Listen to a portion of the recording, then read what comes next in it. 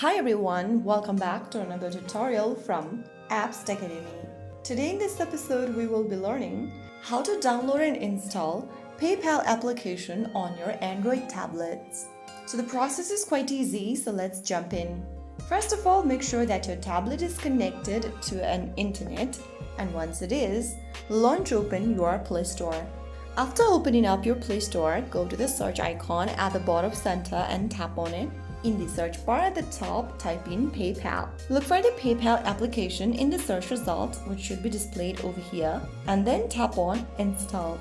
Wait for the application to download and install on your device, which will take a couple of minutes. After waiting for a couple of minutes or so, you will be able to download the app on your tablet. Simply click on the Open button to open up PayPal app on your tablets, just like that.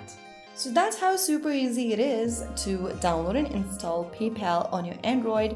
You can now go ahead and sign into your existing account or create a new PayPal account according to your choice. If you found the video helpful, don't forget to like, share, and subscribe to our channel. I will be back again in the next episode. Thank you for watching.